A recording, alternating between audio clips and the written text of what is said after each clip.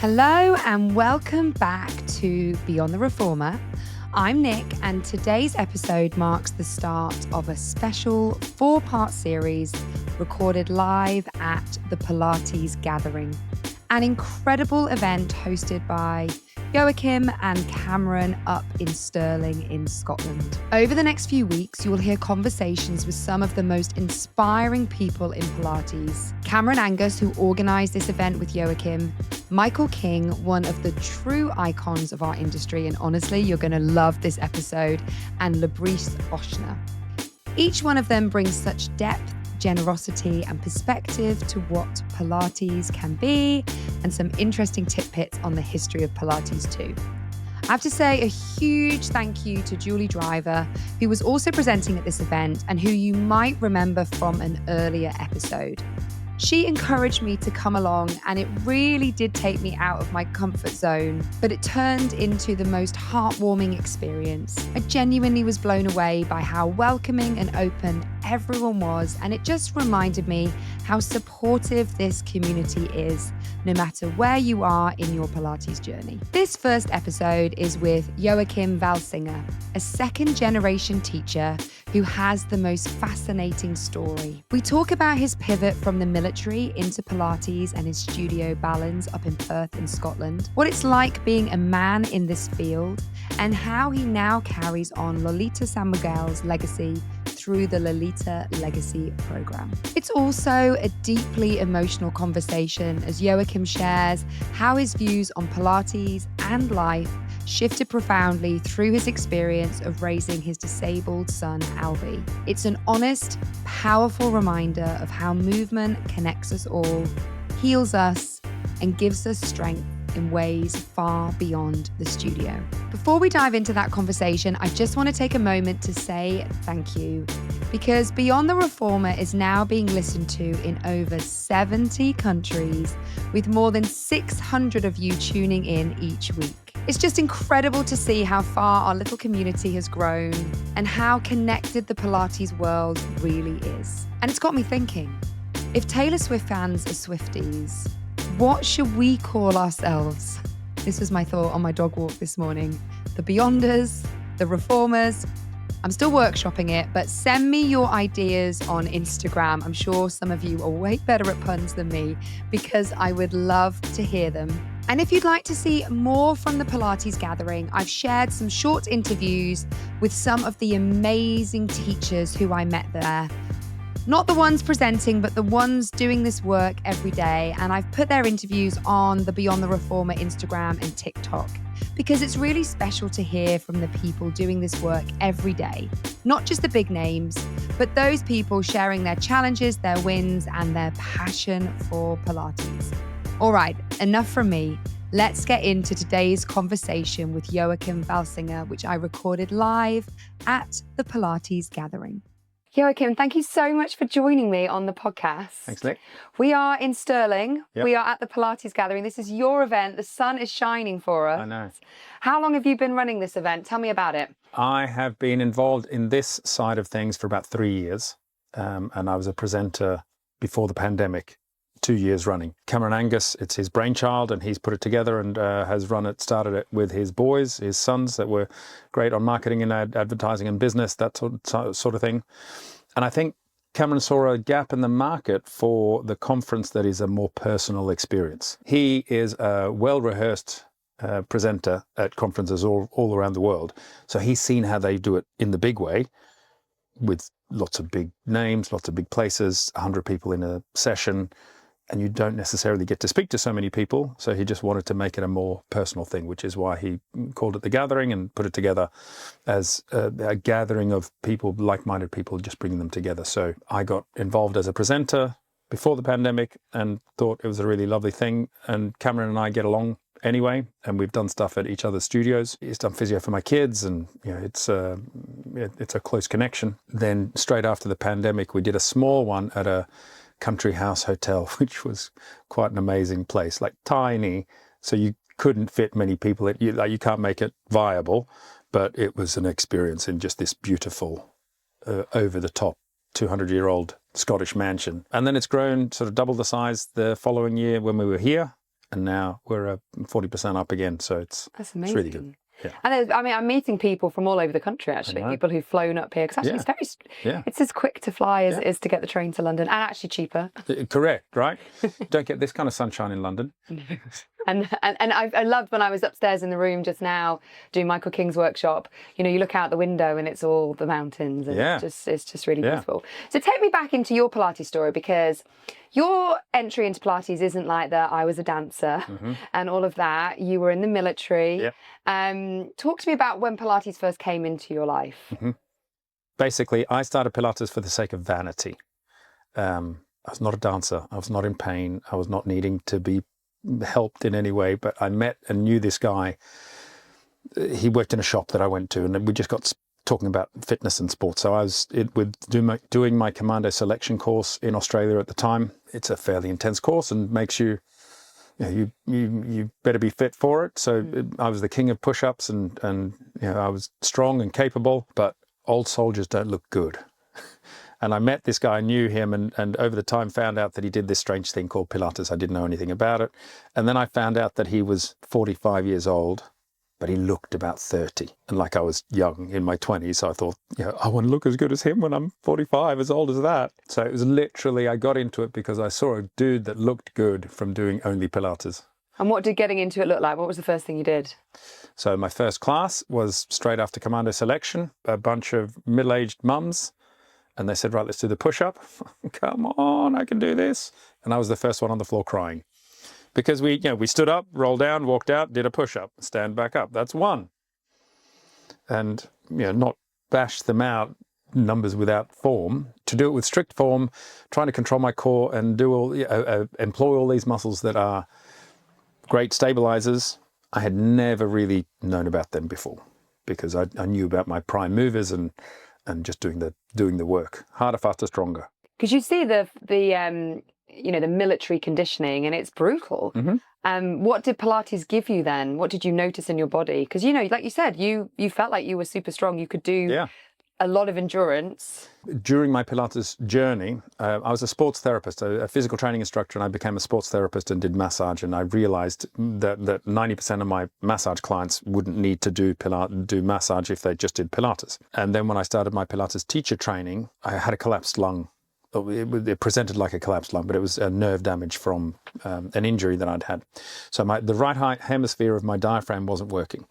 And the docs were all amazed at, they thought it was a collapsed lung, and sent me down to London for tests. And I was on the treadmill doing my lateral breathing, using my secondary breathing muscles, my supportive breathing muscles.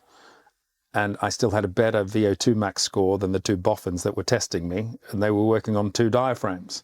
So even though my lung was not working to full capacity, and I felt if I lay down, I could feel my guts coming up into my ribs. It was pretty hard to breathe. But when I breathed properly using Pilates techniques, I was fine.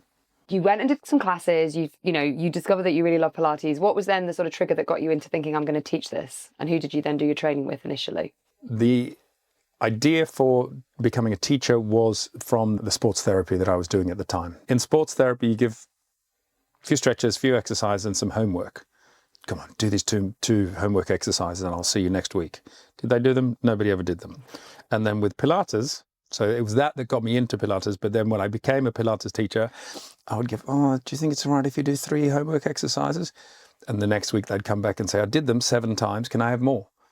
So the Pilates client is a more self-driven, self-motivated. They've walked in to do some work rather than walked in to be passively fixed. I always think that's one of the reasons I think Pilates is so powerful at rehabbing, because when you come in and you see a physiotherapist or an osteopath or even a surgeon, like, you're passive in that, aren't you? But I always think, like, when clients turn around and thank me, you fix me, I go, I haven't done anything. You did it. You turned up. You did your homework. You took what we learned. And I think you're absolutely right. It's that they're active in, that they're in control. And I think that's very empowering for them, isn't it? Well, totally. And then the best client is the one that doesn't need you anymore, but comes along because they want to come with you. It's a really lovely thing to make them independent of you, but they still come along because they just enjoy the experience or the social aspect of the class or whatever. I try and empower and train people and teach them up to be able to do it themselves. And so you became a teacher. Yep. And then at that point, did you open a studio? Did you work somewhere else? Mm-hmm. So I trained originally with Pilates Foundation, did my full training with them, but I didn't certify with them. And then I went across to Body Control Pilates, and you can certify very quickly in a small portion with them. So I did mat work with them, went up to reps level 4 mat work, GP referral training with them. Having had the comprehensive training beforehand, it made me understand the mat work so much better. So that when I opened my first studio, it was a mat work studio. And I guarantee that I was a better mat work teacher for knowing what you could do on the apparatus. But then the chance came to open up an apparatus studio, which ended up being 3 times the size of my original place. And I got 4 reformers and 4 chairs and a large mat work studio and a small mat work studio. And I thought that worked really well. It did work really well up until the pandemic. The pandemic killed everything. Things have changed around since then. But about a year after I opened that studio, I came across the course that Lolita San Miguel offers, the Pilates Master Mentor Program. And I had seen it before, but it just had never been relevant. And Lolita, she trained and was certified by Joseph Pilates. And it was part of the Passing the Torch initiative that Balanced Body were part of that, where just senior people are passing on their knowledge to the junior generations. So I applied for her course. You had to do a video of you teaching and a video of you doing Pilates. And I got in, and I was on one of 10 people on this course in Florida. Went to her 4 times, and I made the big mistake of Googling everyone else on my course before I got there. And I was like, look at the experience, look at the capacity of these people. I'm terrified of these people. But they'd done the same to me, so they were petrified of me as well. And it turns out it was a very life-changing experience. That was another thing that happened this morning. We talked about what was a moment within your training that made a difference. Lolita made me the teacher that I am because she made it okay for me to have my unusual background. So that she made that an asset rather than a hindrance, because I originally didn't fit in as a dude that weighs 95 kilos from the military. I'm strong and I'm flexible relatively, but I'm not as flexible as your average 21-year-old dancer. So I represent a different type of Pilates teacher. But what's cool about that is that I clearly appeal to a different type of client as well. So, how did she encourage you to lean into that? What did that look like in reality that you maybe had done differently before? So she's an interesting character because one of her amazing skills is to bring out the best in people. And often you don't expect that, you don't know what is best for you and you don't necessarily want to do it. So she pushes you to the limits that you need and beyond. But she's so skillful at making it appropriate to the right person. So in some instances, some of my classmates, they had to physically reach further, stretch further. And she was really worried about what's the little toe doing over here. Whereas my work was, I was nowhere near that, but I was at my limit. So the fact that I wasn't making the shape was irrelevant. It was the fact that we were all at the same level of achievement. That's important, isn't it? I think that's an important message as well, that it's, absolutely, you know, within the scope of your capabilities, what you know, the best version of yourself, as opposed to trying to be somebody else. Well, isn't it? And this is a whole point. So she comes from a dancer's background. She's got perfect proportions. She's a tiny, strong little woman, and just is an amazing mover, and went really far in her dance career. She was a really capable physical person, just a force of nature in terms of personality, but that she can pull these things out and make it appropriate to the individual person. It's just incredible. It's one of her great skills. So my thesis for her, she insisted, was going to be Pilates for the military. And I wasn't planning on that. I was planning to do Pilates for the knee or shoulder joint. And she said, we've got plenty of knees. We don't have any military, so you're doing Pilates for the military. She forced me to create this program. I was out of the military 15 years, had no close contacts, but I had to come up with a program. So I did an online version, and this is before Zoom and everything. So an online version, a meeting once with my old military unit, then they were online, and then a weekly meeting with a local military infantry unit in Perth. And Lolita happened to come along when I was interviewing with them. So she was in Scotland, and I brought her along to the barracks, and she got to meet the colonel, and she just loved being around all these men in uniform. But then every week I did a program with them. So everyone had the same set of exercises, and we started with military push-ups and sit-ups, 2 minutes best effort, and finished with that. Did no push-ups and sit-ups throughout the whole training. It was just basic mat work, 1 hour a week on top of their normal training. And on average, their scores increased from week 1 to week 8 by 39%. What athlete does not want to get 39%? And how did you do that? Like, if I think of the military physical conditioning, it's like fast, it's like not focused on technique necessarily. Pilates can be quite slow, quite considered. Did you allow it to go to that place, or did you try and meet them somewhere in the middle? You said, no, we're doing stuff differently. Yeah, but it's a really good point because, and I had to tailor how we proposed it to them. So I went to my old unit down in Plymouth and I spoke to the training sergeant and I said, what are we going to do? He said, oh, awesome, come and do this training. We agreed that we were not going to call it Pilates because that's what wives and girlfriends do. So we just said conditioning. They said, I'm coming back. I was a physical training instructor with them anyway, so they understood who I was. I can speak the language. I can take space. So even those men that didn't know me from my previous experience with them, they took my instructions. And we just did a hard, fairly historically tough Pilates workout for 2 hours. And at the end of it said, right, gents, that's Pilates. And that really changed their experience of that. But because we had this 8-week program, in order to design my class plan, I did a survey based on the Roland Morris Pain Disability Questionnaire. It's a back pain test. It's got 28 questions that are exactly the same, and if you fine-tune, look at the answers, then it gives you an understanding of how does the pain affect the person today compared to later on. They're so similar and they're so specific that you can't remember what you answered last time, and it just elicits a good response of how you are responding to your pain. So I adapted that to what's your main issue, where do you have pain with your job? Is it knees, backs, hips, shoulders, arms, whatever? Just went through all the joints, major muscle groups. And we came up with backs, knees, and ankles are the things that go wrong with these gents. Exactly the same as I experienced myself. That was the research that we did. Then I tailored a program to work on those parts, but it was properly regular Pilates, basic mat work Pilates, side-lying leg lifts. And the soldier cries in 15 seconds doing that, because he's used to driving forwards like that. He's not used to lying down and lifting his leg up and holding it straight and pointing the toes or flexing the foot or whatever. He doesn't think of that. So the presentation of the exercises themselves were absolutely recognizable as Pilates, but the delivery was in a tone that was relevant to them, and the choice of exercises also came from what they really needed. That makes sense. I think it's a thing you get at studios, don't you, where you get often men, it can be women too, where they're so used to that push mentality that they struggle to hear it from you. But you're right, actually, the way you present it is probably a big part of that to help them meet. I always say to teachers in our studio, you've got to meet your clients where they're at and then take them somewhere. If you try and take them there too quickly, that you're just going to lose them and they'll be like, this isn't for me. No. So I often, these were mostly men, and I'm good with men. I've worked out what's my ideal client, and it's a 50-year-old executive who's awesome at everything else, but he has back pain, right? I can make him better in weeks. He could make himself better if he knew, but he goes to the expert because he doesn't want to become a back expert. He's an expert in his field.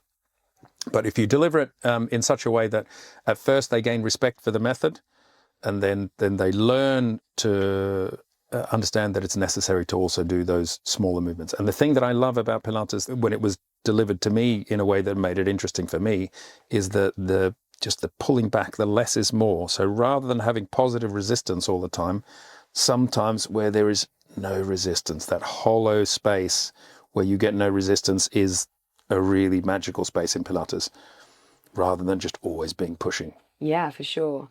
You ruptured your Achilles tendon in 2010. Did that change your relationship with pain and recovery? Totally. I just think like we go on our own lesson. Yeah, no, totally.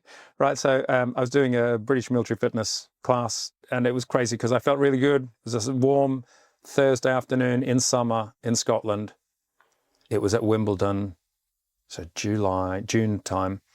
And I was literally running along thinking, this is brilliant. I'm having such a lovely afternoon. And then we were doing jumping, and I just landed and it exploded. And it was pretty obvious I had chicken skin. So I knew what was happening, went to hospital.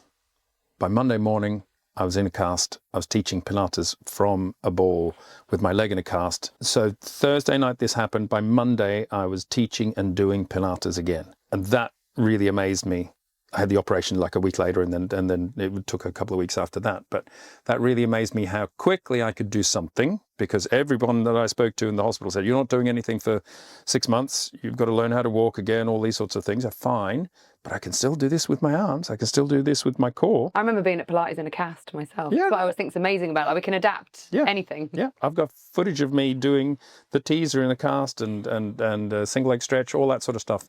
But my pain discussion, there are two interesting points with that: psychology of pain, and I've learned a lot from that, but also how to deal with pain.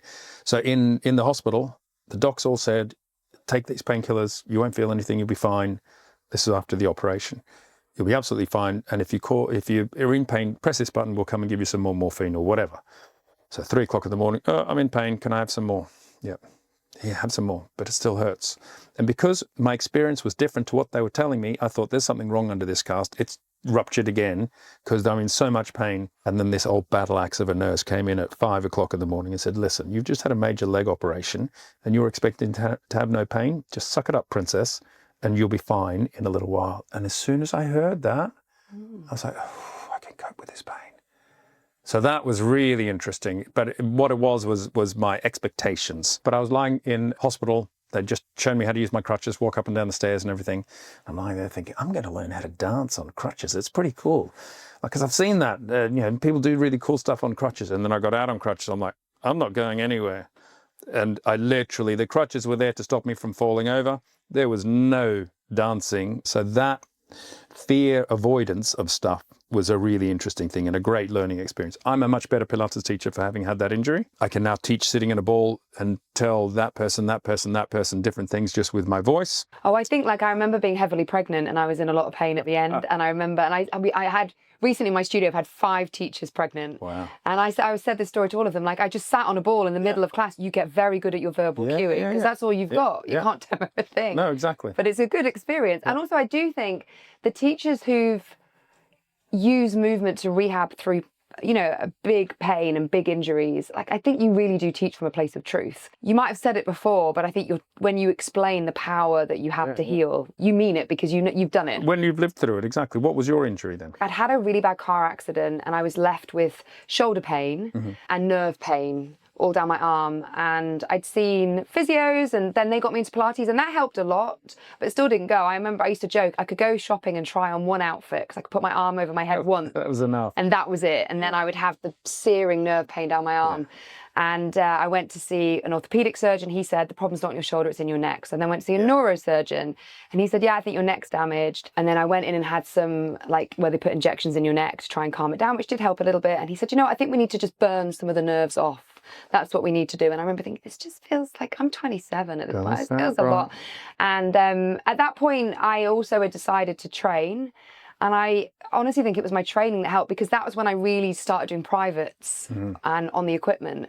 And I remember vividly a one-to-one where I realised my scapula were meant to move. And in all those years of no one had said it. No one had said it.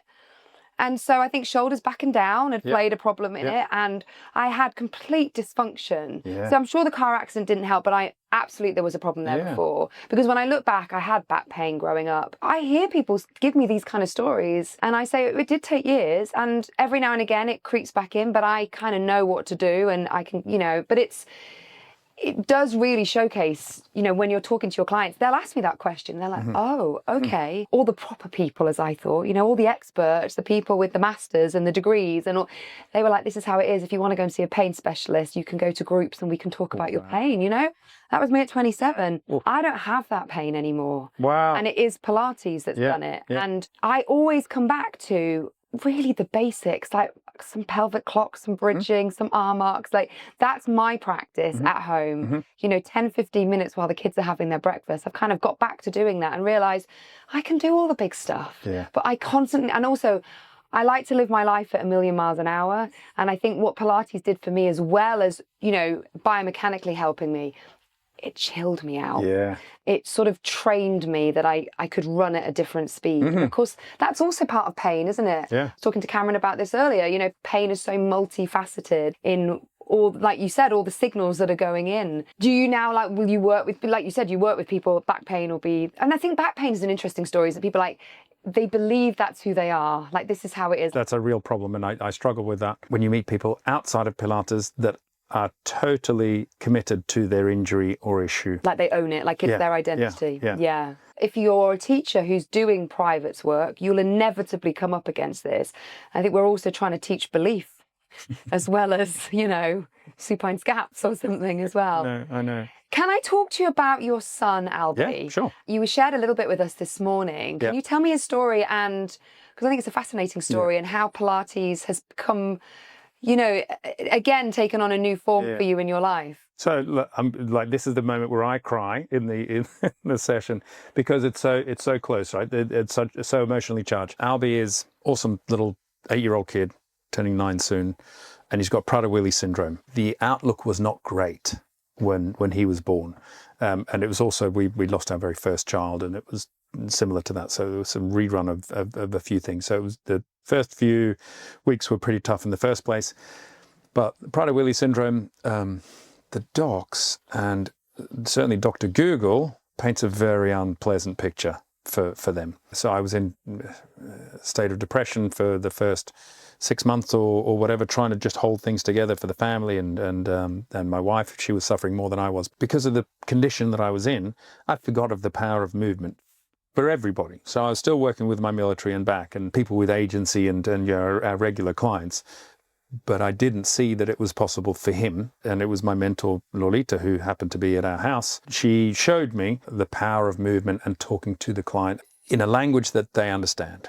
So she spoke to Albie in a very personal way when he was 6 months old. So he wasn't able to, but she's tuned into him, and she got a movement out of him, which none of us had done before. None of us thought was possible. That must have been an amazing moment. Oh, the room erupted. It was just, so yeah, she ignored us for 45 minutes and just sat and concentrated on him. And he made his first conscious movement, reaching up for her jewellery. Wow. When I think of what we've achieved with him, and just the hurdles that we get with him, and I'm so worried about what he's going to go through in his life and everything, but you know, he's a happy kid, he loves life. He has made such improvements. As he grows older, he is improving all the time, but other kids are improving so much faster than him. So it becomes more and more apparent the whole time. Yeah, so I was the expert at Pilates for the military previously, and I'm now the unsuspecting expert in Pilates for the disabled child because of the stuff that I've done with him. So Lolita said, in the best possible way, just by showing me that movement is good for this child, and then we spoke about it. So she was brilliant, because she didn't lecture me and tell me you should be doing that. She just sat and showed me. It became obvious, so I just followed her lead and took it further. On her advice then, things like when we were changing him, because they're very floppy, these babies, but they're cognitively delayed as well. But they can hear and feel, and you know, everything is still working in there, even though they're just entirely floppy. But his eyes moved. Right, so when you change his nappies, his eyes were looking for stuff, and she showed me and told me to just give him something to look at. So I'd moved from side to side, and that got his eyes following me. And the eye muscles then get the head to start following, and then the head starts going, and we get the rest of the body. And it's the stuff that she tells us, and the Pilates tells us, that gaze is important for just steering us through life.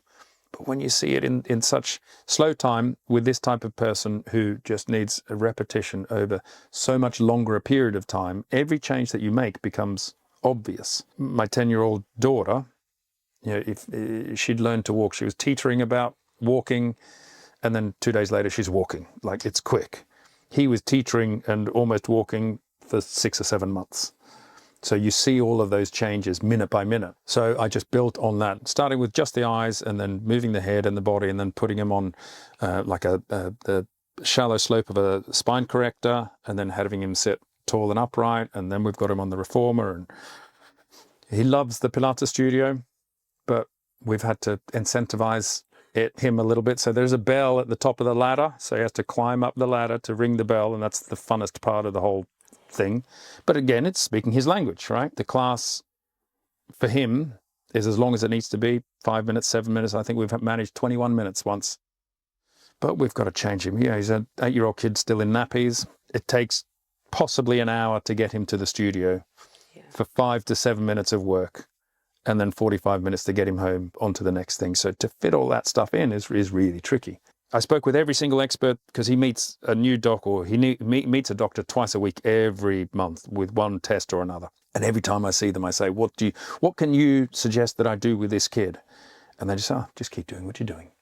Looks good. So I'm going to all these people with PhDs and all these qualifications, and they see his condition compared to, or his level comparatively to other kids, and he's doing well. Is there a difference? There is a difference. It's a spectrum disorder anyway, so it's not an absolute thing. We don't have a control group to see, what would he have been like without all these interventions. But you can see that he is relatively strong, relatively coordinated, and relatively physically sharp, and that does have an impact on his cognition and everything as well. It's nice to bring your kids into this world anyway, isn't it? Like my kids like to play like the floor is lava on the reformers. Yeah. My son, he's 5. When I do my little bit of mat work in the morning, he'll often get on the mat with me. And I think it's good, isn't it? They sort of see this, because I think I didn't know about any of this stuff until I was older. I know. Still younger. I mean, I was in my 20s, but I think, I wish I'd known about some of this stuff younger, just because it's good. Like my daughter, she fell when she was 5, she fell and broke her elbow and had to have it pinned, and they said it will never be straight. It's straight. Yeah.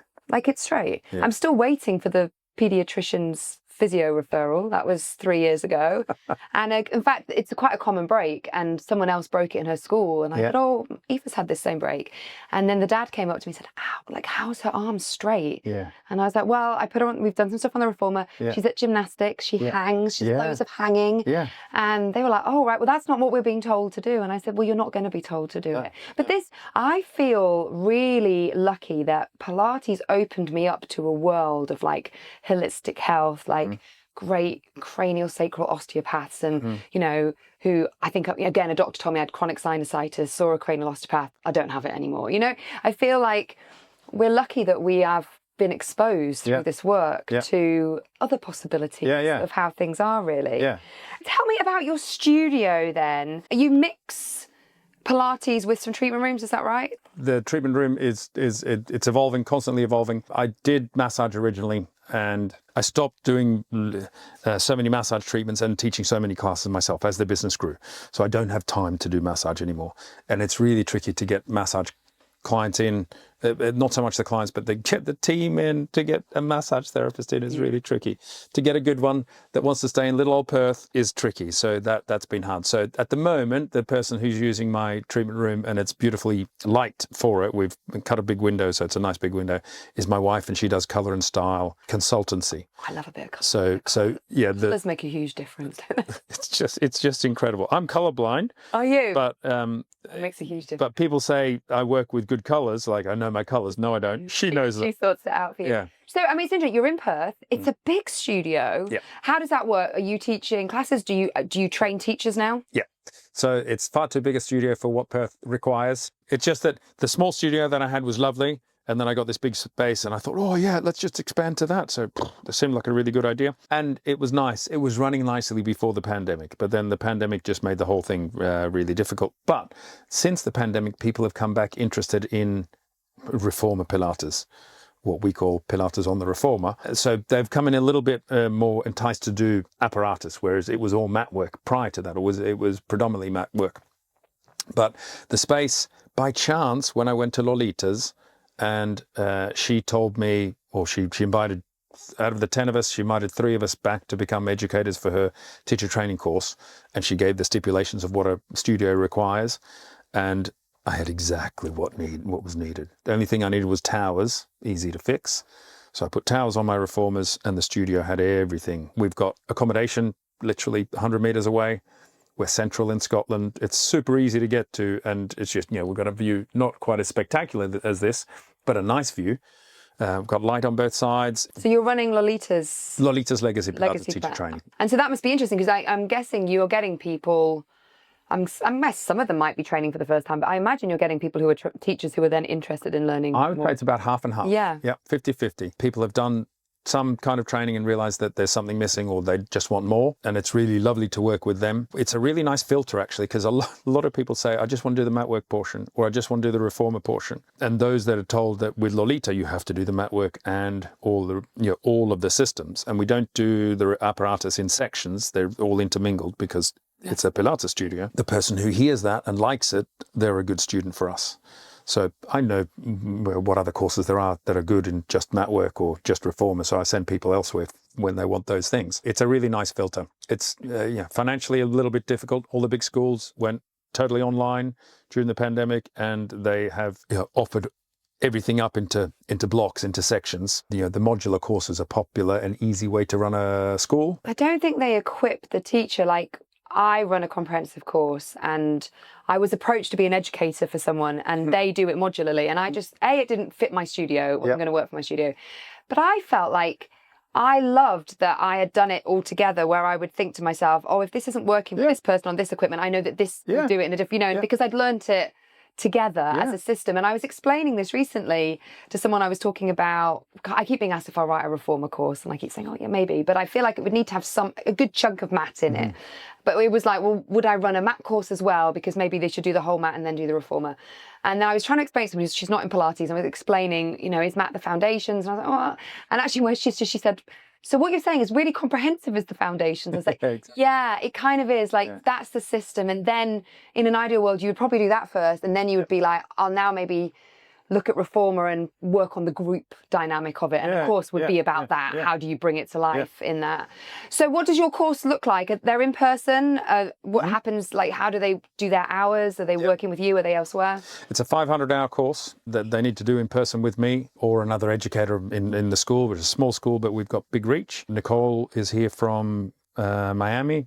She arrived this morning. She's another one of our educators. We have a good reach, even though it's a small number of people. The weekends, it's 12 weekends in the studio, and then there is 300 odd hours above that of self-practice, observation and observed teaching. And that you can do some of it online, ideally in person. I've written out a hierarchy of value, and basically it works out. If the hour is easy to get and costs you nothing, it's not so valuable. And if it's hard to get and possibly expensive, that's a great hour. And it sounds bad, but like the random person on YouTube whose video was thrown at you, that's not so valuable. The 10-second beautiful manicured video. Whereas going to someone's place specifically, booking out your own time, going and having a one-to-one session, doing some work, and then maybe doing some teaching, and they specifically give you pointers on what needs to be done. You've got to pay for their time, got to pay for yourself getting there, all of that sort of stuff. That's expensive, but that's valuable. And I think that's something that comes up, doesn't it, a lot on teacher training. I get it. People are spending a lot of money on their course, and you don't want them to feel like you're a money-making machine, because it's not about that. But equally, I try and be really transparent up front and say, the course isn't enough. It's, you're going to have your own things that you want support with. I'll give you a tip for one of those things, so that I have. We do study days. So I often have 2 or 3 courses running at the same time, because it takes about 18 months. So they often overlap. But a study day, all students of all courses, of all levels are welcome to come in, so they can do practice, observation, or teaching, whatever's appropriate for their course. And I set an absolute cost of, this is what it cost me to run that weekend or that day. And however many of you turn up, that's what the cost gets split by. So the more of them turn up and do more training, the cheaper it gets. Yes. So that's nice. Because I think it's nice, there's sort of student camaraderie on the groups. It's nice that they can do that. Is there any myth or misconception about Pilates that you'd like to see debunked? Pilates isn't for men. The problem with Pilates isn't for men, there are far too few men doing Pilates because they think it's not masculine enough. The flip side of, you can't just make Pilates harder. You can't just make it heavier and harder and more difficult. So the whole point is that it's nuanced. Designed by a man, for men. His original teachings were not really designed for women. They just happened to come along, and the dancers then took it over and turned it into their version of it, which absolutely saved the method and has imparted some really valuable components to it. But it's not what he originally wanted. So I think that the fact that Pilates is for everybody, I think, is the way that I would like to say it. Once a man comes to the studio and gets it, they never leave. Yeah. But it normally takes pain, or they get to an age and they, a bit like you, they kind of go, actually, these people who've been doing Pilates, look great, and I want to be a bit like that. So one of my, like, I've been seeing him every week for 9 years, and he started and he's 50. He's like, I wish I'd started when I was younger. I was like, yeah, but you started when you're 50, and he's 70 now. Wow. And he's like, been seeing me for 10 years, and he's like, this has changed my life. He said the thing is, like, he's like, I'm riding faster. In the winter, he doesn't like riding runs. He's like, my runs are faster. He's like, at 70, I am the quickest I've ever been. And he said, it's the Pilates. There's nothing else. But he's great because the men can be quite analytical. Oh, those metrics, right? Which can be frustrating sometimes as a teacher, but he's great because he really wants to understand it. And then he'll be on his bike and he'll be thinking about what we talked about and trying to put it into practice. I have a young man who has specifically those aspirations, and he cycles for an hour and a half every day to and from his work. He's crazy, lives in Scotland and does that. But in the winter, he doesn't. He rides on his bike and measures his watts. His Pilates increased his wattage output. And he's like, the thousands he would normally spend on changing his seat or he pedals or whatever, compared to going to a little mat work class. It made a huge difference. It's amazing when you've got the people who are measuring it, because then they really do see it. It's really important. You talked about your course, 500 hours, 18 months. There's obviously this big rise in these shorter courses. What do you think the risk of that is for these people coming out and teaching after a few weekends? The risk is always that people could get hurt. If someone doesn't understand the equipment, because it's not harder, faster, stronger, the spring is so, it responds in such a different way to what the free weights or machines do in the gym. So if you treat it like fitness equipment and you don't have understanding of how it works and you don't understand how bodies work and you don't understand the psychology of clients, people want to push much harder than they really sometimes should. And if they're in an environment where they want to be the same as everyone else because they just all look awesome, it's not ideal. But here's the other problem, that when everyone looks awesome in a class, some people don't want to turn up. Yeah. And they don't do anything. Well, I had a post go viral on TikTok, and it was me talking about how our photography should be more representative of the people in our studios. Meaning, and obviously some people have taken it too far, but meaning actually there should be men. Because there is men in my class. There should be people of different ages. There should be people of different sizes. Yes, I think your photography, we should use good movers because we're trying to sell good movements. But I think if you look at who comes, and I think you're absolutely right. And what was interesting about that post was I had about 400 comments, 40,000 views, 400 comments. The majority were all saying the same thing. I'm a mid-sized person and I feel intimidated. I went once and I felt like exactly that. Like everyone was too good a mover. They looked a certain way. They were wearing certain clothes. Like I didn't feel like I fitted in. And it was quite shocking to see. And I replied to every single one of them, wow, please try another studio. That is not Pilates. Almost every studio I go to, what you see is a really good representation of people. Different ages. And this is where my true passion comes in now, because of Albie and what he has brought to me and opened my eyes to. I was not aware of it beforehand, to my shame. But you imagine the studio that is up 2 flights of stairs, chock full of equipment for the disabled person. Yeah, and I had a couple of comments from disabled people saying exactly that. More studios need to be accessible. My first one is in a Georgian building, no use to anyone. But that was one of a consideration for me. It's hard in Europe. Our old buildings don't make it easy. But we have a couple of disabled people in class. They come in their wheelchairs and they come in, and then actually they go on the reformer and they, if they come in, some of them come to group classes. They love it, and they love that they can just fit in. But I think it is a real consideration when you're looking at a space now. We should be more accessible. More accessible, and just to have all types of people, all shapes, all capabilities. You had interesting posts. I had a couple of sad posts, or sad for me, in that when Albie was able to lift his feet up onto the foot bar, because he was too weak to lift them from here to there previously, lift them up and push away, which to my mind looks like footwork. When he was able to do that the first time, I was like, woohoo! I celebrated everywhere. I posted it absolutely everywhere to say, look at what this kid can do now. He's doing real, recognizable Pilates. And people came back and said, yeah, but it's not real Pilates though, is it? I was chatting to someone on the first night here, and we were talking about, when you have something go a bit more viral and the kind of comments that you get, they remind me of the people who get angry at road rage. And I always think, what's going on in your life? You're clearly a very unhappy person that you need to shout at me because I've accidentally made a mistake. And I think it's the same on social. These people, they've got stuff going on in their lives. We always end our podcasts with some quick fire questions. Okay, cool. A Pilates move you never tire of? I never tire of spine twists. Best piece of advice you've been given by a mentor? Be you, right? Find that which is you and hone you. Don't try to be anybody else. Don't try and please anyone else and fit into someone else's shoes. Just become good at your craft, but be you, be authentic to you, and your tribe will find you, and you will have happiness in the work that you do. So that's totally what Lolita gave to me more than anything else. It's such an important message. When you're 80, what Pilates move do you still want to be able to do? Jackknife. Jackknife.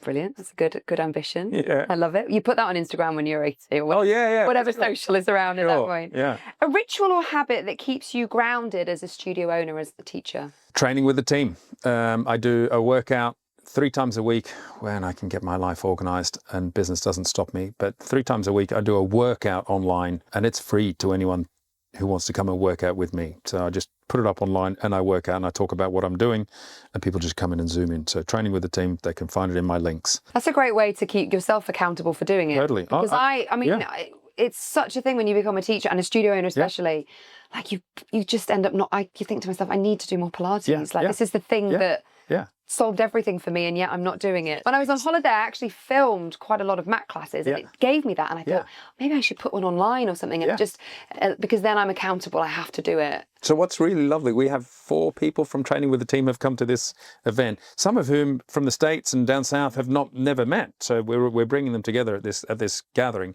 But my knowing that people are online waiting for me makes me go and do it. Yeah.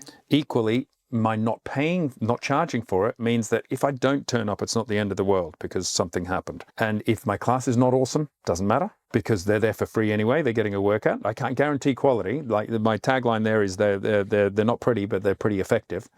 But it's just a mat workout for my body, working around everything. So and if you want to join you, I love that. It's such a great idea. I love that, because it is a challenge, isn't it, as a studio owner? And you've got the teacher training, you've got your studio, you've got your clients, you've got your students, like you've got your family. It is a big balancing act to try. And then we're the voices of wellness and trying to like squeeze it in ourselves. One of the things that I learned from a client, I sponsored a bodybuilder.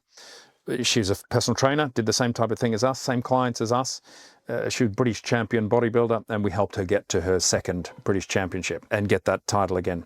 And she trains at 1 o'clock every single day, which is why I do Training with the Team at 1 o'clock, because she inspired me. And I'm like, how do you go to the gym at middle of the workday every day of the week? She said, I'm a fitness professional. That's my job. I Miss Great Britain in my class because I treat this like a job. And I was like, I've been treating my Pilates as if I was a client. It's been my hobby. So then I started doing Training with the Team regularly, and what a difference it makes. So what's next for you? I want to do more presenting. We've got Core Lines coming up to the studio, which is really exciting. I'm talking to Balance Body about just finalising the delivery for that. So I'll do some training for Core Line. And Core Line, I had one when Albie was learning to crawl. So it was allowing for that movement, but then it just got in the way of other things. So I got rid of it, but now I have it. I'm reorganizing my studio to have 5 Core Lines. So we'll do a Core Line class and that. You were talking earlier about your 5 and 10 year plans. Do you get that far ahead? I do, right? So I do. And here's the problem. It all comes back to I was blissfully not caring about the future before Albie was born. Mariella, she's going to inherit everything. Problems and all. She'll go to university. She'll get a apprenticeship. Whatever she does, she'll be fine, right? When I'm gone, she'll be fine because she's a clever girl. The day I die, Albie needs someone to take care of him, and to know that, like for the rest of my life, because he's going to outlive us. That's a problem. So we have had to really put things in place to just try and mitigate the issues that he is going to have for later life. So I'm afraid it's a very sobering need to plan. The main big goal that I'm working on at the moment is I'm on the succession team with Lolita.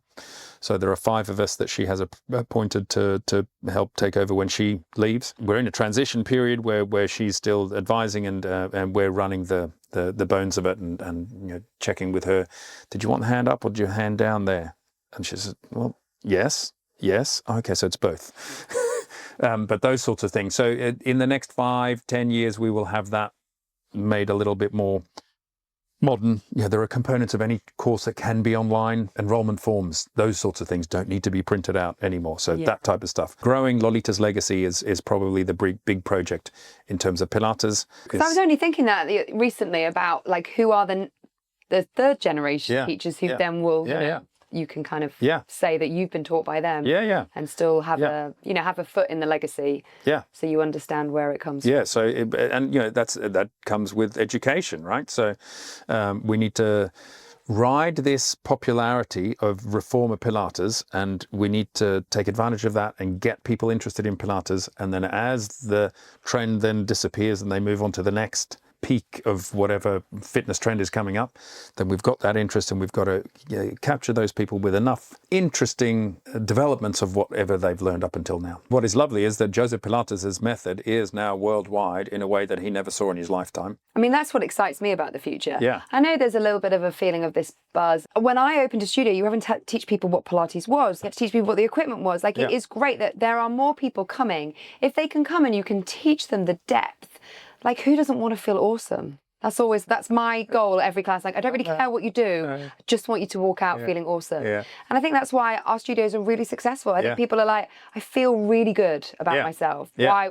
In all sorts of ways. In all sorts of ways, exactly that. Yeah. And I think if more studios do that, then Pilates, the boom might bust, but it will have stepped up from where it was, because there'll be a lot of people who tried it and went, like me, who went, oh my God, this is fabulous. Like, I used to joke, I felt more like I'd had a massage than a workout. Yeah, right. But my body changed beyond all recognition more than when I went to the gym 4 times a week.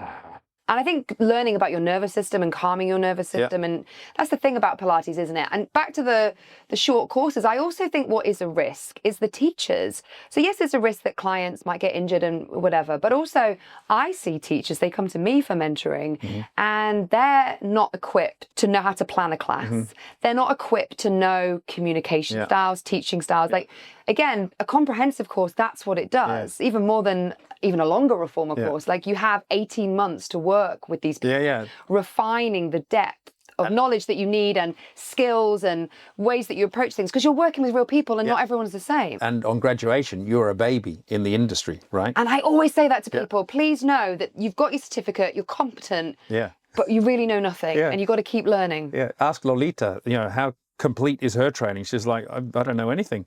I'm still learning today. I love that. Joakim, thank you so much. I've enjoyed this conversation. I'm loving these couple of days here. Yeah, cool. It's been really nice. We've got another day coming up. It's lovely. Thank you so much. Great. What a fabulous conversation. To Joakim and to Cameron, whose interview's coming next week, thanks again for inviting me and making me feel so included in the Pilates Gathering. Genuinely, this is such a fabulous event. I was blown away by how much socializing there was, because everyone stayed in the hotel. There was dinners together. We even did a Kaylee together. It was such a warm and welcoming event, and I know that I'll be back again there next year. So I hope to see some more of you there. We'll continue next week with our live interviews from the Pilates Gathering. I can't wait to catch up with you then.